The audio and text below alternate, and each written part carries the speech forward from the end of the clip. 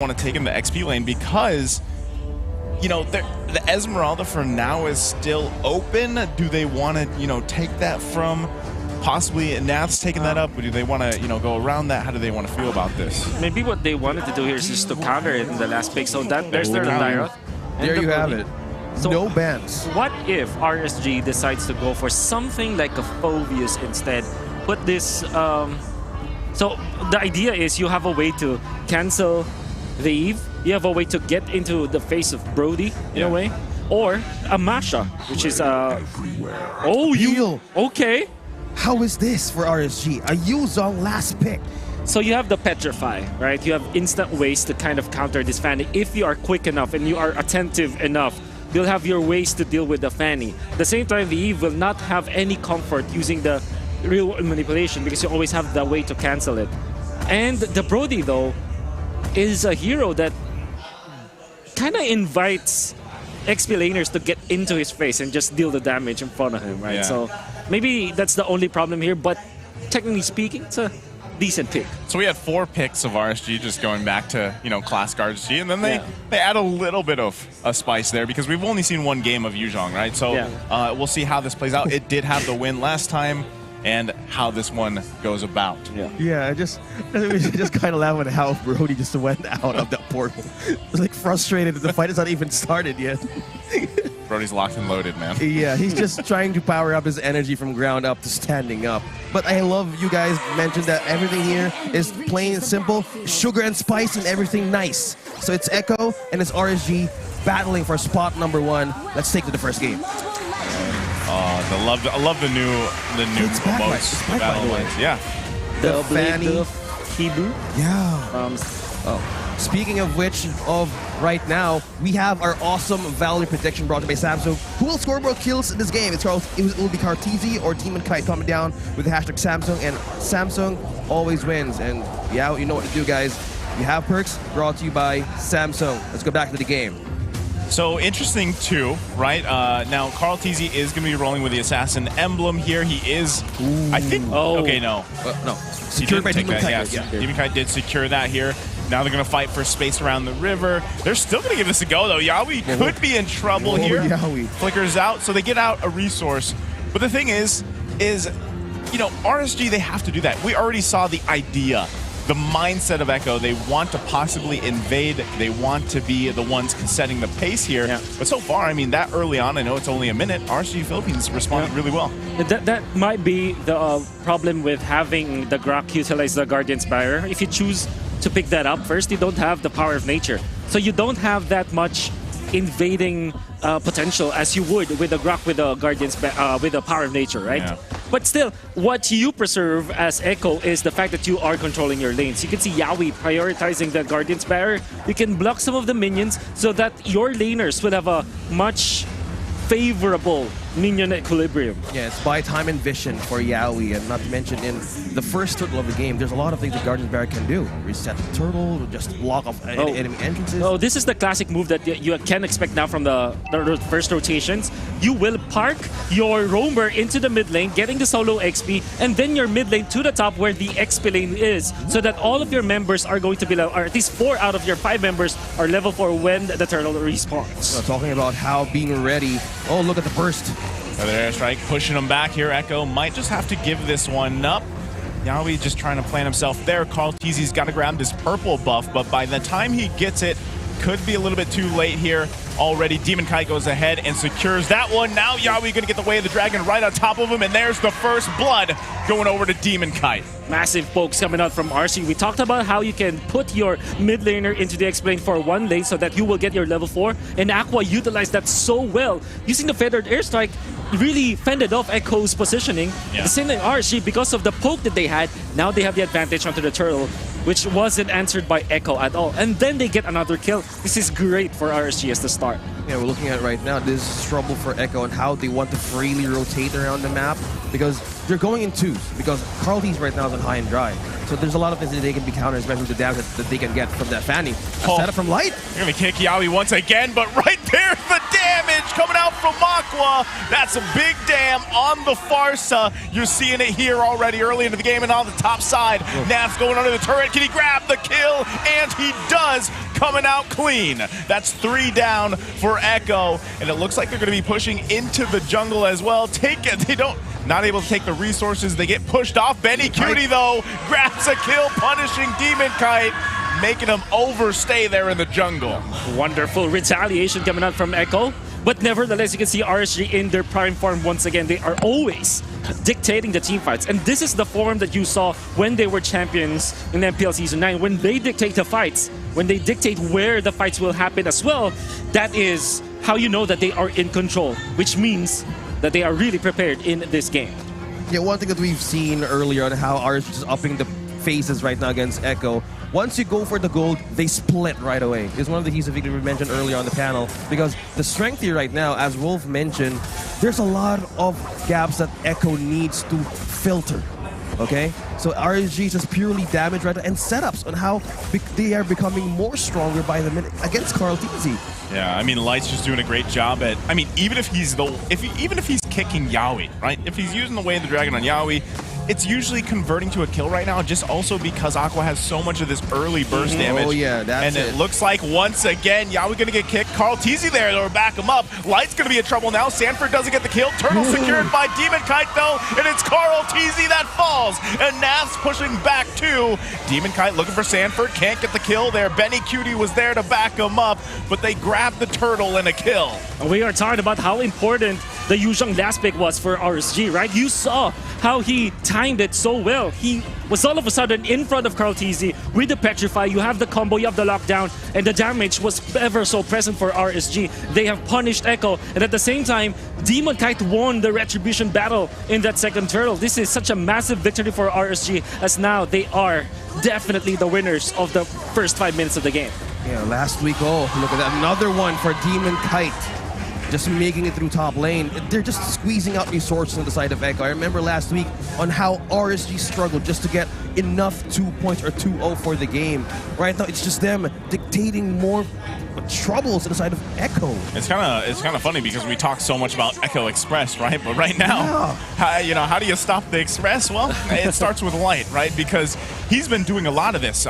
Even though he's got those 3 assists, he's the one setting the pace here for RSG Philippines, not allowing Echo to get to that point. Yep. So already they're putting pressure here on the purple side, making Carl TZ really fight for this. Light takes quite a bit of damage. That is him going down here. Can they follow up on a kill? Benny Cutie has to flicker out. It's RSG Philippines in a bad position, but it's only Light that falls. It's going to be a 1-for-1 trade. I think RSG are generally happier about that. They are still pressing the tempo, and they are making it so that Eman is actually untouched in this game. 0-0-3 for Akkad. Already burning spread, but it won't matter as much because now he will secure the top lane farm.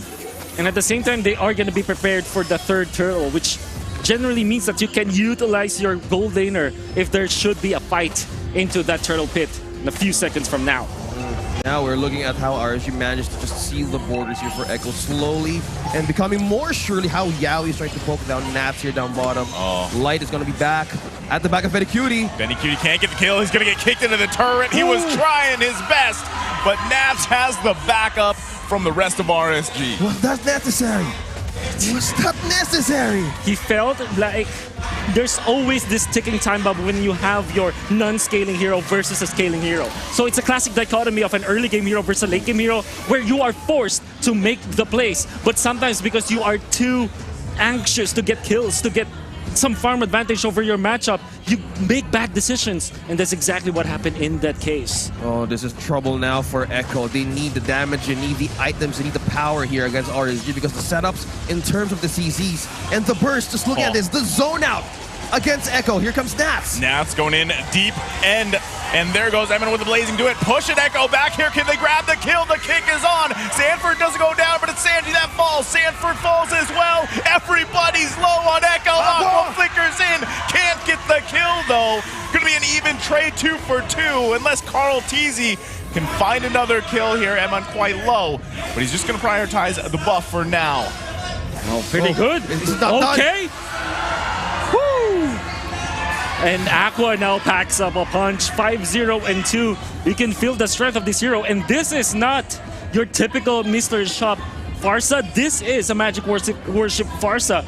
he's gonna hurt. And he actually opted to go for the Lightning Truncheon, which kind of makes it so that his Magic Worship is gonna really, his Magic Worship Farsa will really hit in this mid-game team fights. Now we have seen how Aqua is on the flow with the burst damage. Let's talk about Echo here. How are they going to bounce back from this?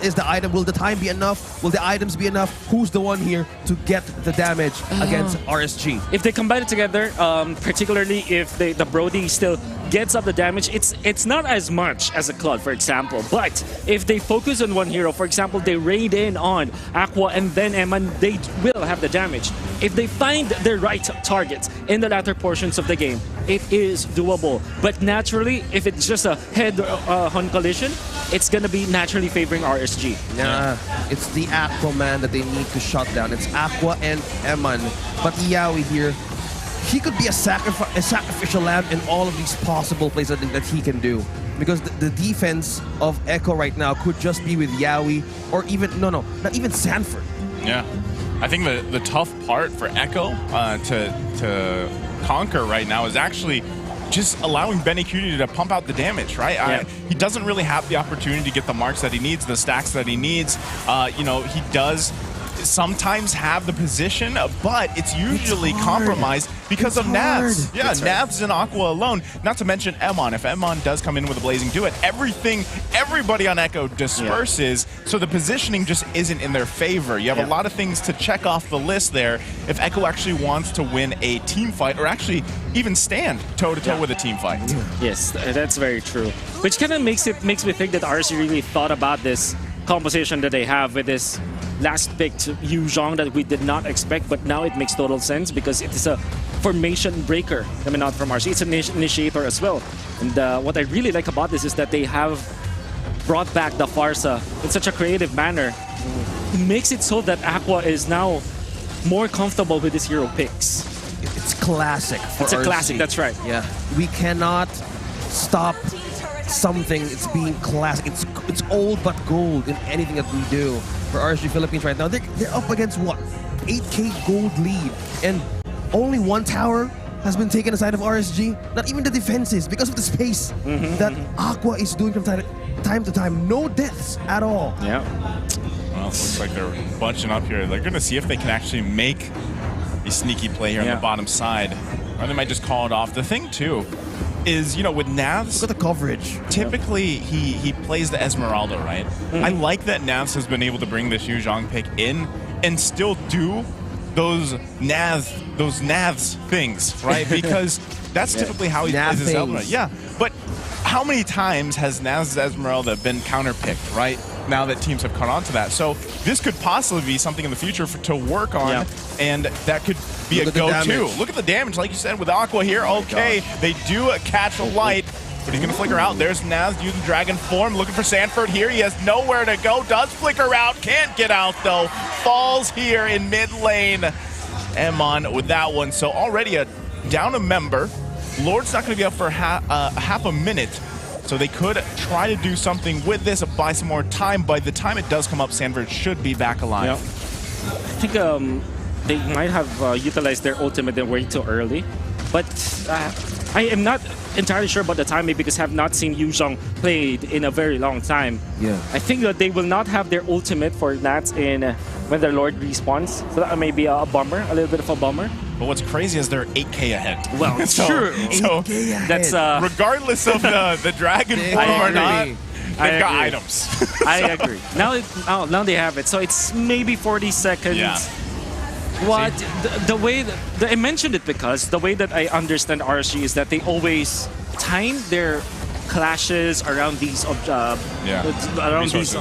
resources, those cooldowns. Yeah, it has been the reason why they were very successful before, and you'll understand why they popped that ultimate because it really looked like it wasn't needed in that case, right? Even a kill, it doesn't matter. The Lord is respawning soon, but I guess RSG knew exactly how to play with it. I think it's just because the typical psychology of players is when they see the Dragon Form come out, they're just like, just run. Yeah. It's something, right? Compared to an Esmeralda, like falling Star Moon in, you're not really like, run. Yeah, making it to Aqua and Nats, just zoning out everybody on the map. The tower is down in the mid. There's no tower to protect this Lord. It's just 5 members of Echo trying to burn down this objective. But just RSG managed to secure the corners of this. But look at the lane equilibrium. Oh, yeah. All 3 lanes. Interesting. Interesting that Yawi would flicker in there on Navs and the wild charge. Now that's a big timing to not have this time. Yeah, that's the thing, right? So timing, they know that Light's the one to go in on Yawi, gets kicked, turret does fall too. Now they're going to be down Yawi. Does RSG Philippines want to possibly punch this in or just focus on the top side? They do clear those out, but right now, I'm not sure if they're going to be able to actually end the game just yet. Now they're on the base. The Raiders. They have 12 seconds to make something happen, and they will pop the ultimates. Okay. Real-world manipulation does come down. Carl TZ trying to bob and weave out of there. There's Aqua responding. They've got the minions here. Can they focus on the crystal? Carl TZ's got to go in, but he gets kicked. He goes down. He falls here. Yawi charging in. Can't connect with the wall. But now Sanford on the backside. He is caught out. And that's going to be the double kill for Emon. Demon Kite looking for it. Give Emon the triple. It's only Benny Cutie and Sanji left alive here. Can they defend their base? It's 4 for RSG Philippines. Looking to focus on the crystal. Emon's taking quite a bit of damage. There goes in. Sanji can't get the kill. Immortality's going to be popped. Everybody quite low. Sanji, can he do it? He grabs one, but it's Emon that takes him down. 4 seconds, Carl TZ. That's going to be it. Can they get it down in time? They have the damage, and it's RSG Philippines taking game 1. My God, Aqua, all throughout this game, he died in the end, but because of what he did, he flickered out of the zone where he already popped his ultimate, but it was in the favor of RSG because he has baited out so many members of Echo. But the real MVP was Light with that kick.